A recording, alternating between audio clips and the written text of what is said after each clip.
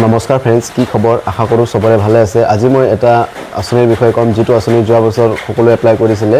এই টয়লেটৰ আঁচনিটো, যোনটো চৰকাৰে কৈছিল যে 18,000 টকাকৈ দিব, কিন্তু যিসকলে এপ্লাই কৰিছিলে সকলোৰে ৰিজেক্ট হৈ গ'ল। পঞ্চায়ত লেভেলতে সকলোৰে ৰিজেক্ট হৈ গ'ল। গতিকে আপোনালোকে এইবাৰ কিন্তু কোনো দোকানত গৈ 100 টকা 50 টকা দি এপ্লাই কৰিব নালাগে। আপোনালোকে নিজৰ মোবাইলতে নতুনকৈ আকৌ এবাৰ এপ্লাই কৰিব পাৰে। আৰু এইবাৰ এপ্লাই কৰা প্ৰক্ৰিয়াটো আৰম্ভ হৈ গৈছে। গতিকে আপোনালোকে কেনেকৈ কৰিব মই আপোনালোকক ভিডিঅ'ত মোবাইলৰ SBM বুলি চাৰ্চ কৰি ল'ব, এইটো স্বচ্ছ ভাৰত মিছন। তাৰপিছত ইয়াতে লগইন অপশ্যনটো থাকিব, লগইন অপশ্যনত আপোনালোকে ক্লিক কৰিব। ক্লিক কৰাৰ পিছত এনেকুৱা আহিব, ইয়াতে মোবাইল নম্বৰটো দি আপোনালোকে লগইন কৰি ল'ব। যদি একাউণ্টটো বনোৱা নাই, একাউণ্ট বনোৱাটো সহজ আছে, আপোনালোকে নিজে পাৰিব। সেইটো মই নেদেখাওঁ কাৰণ ভিডিঅ'টো দীঘল হৈ যাব।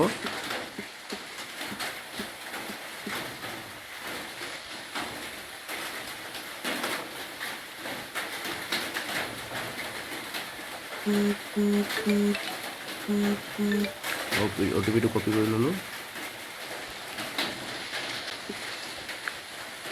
OTP টো পেষ্ট কৰিলোঁ। তাৰপিছত ইয়াতে কেপচাটো মাৰি দিম।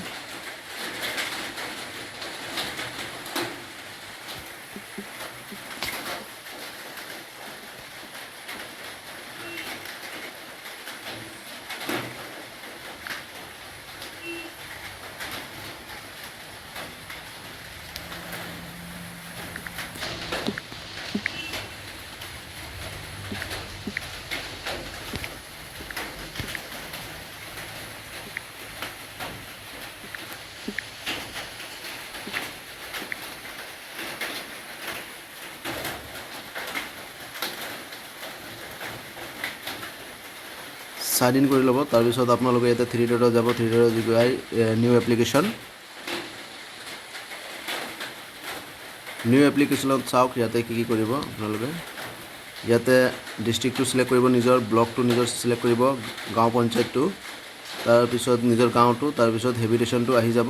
যদি গাঁৱটো চিলেক্ট কৰে পিছত হেবিটেশ্যনটো নিজে আহি যাব। তাৰপিছত name of applicant as per Aadhaar কাৰ্ডৰ মতে নামটো দি দিব, আধাৰ কাৰ্ড নম্বৰটো কনচেণ্ট ইয়াত টিক কৰিব, ভেৰিফাই আধাৰ নম্বৰ কৰিব। তাৰপিছত দেউতাৰ নামটো দিব, জেণ্ডাৰ দিব, কেটেগৰীটো আপোনালোকে দি দিব। কেটেগৰীটো কিন্তু প্ৰায় আপোনালোকে পৰাপক্ষে BPL টো দিব। তাৰপিছত ছাব কেটেগৰীটো যদি আহে দি দিব। কাৰ্ড টাইপ মই ক'লোৱে, কাৰ্ড নাম্বাৰ, তাৰপিছত এড্ৰেছটো দি দিব, IFSC কোড,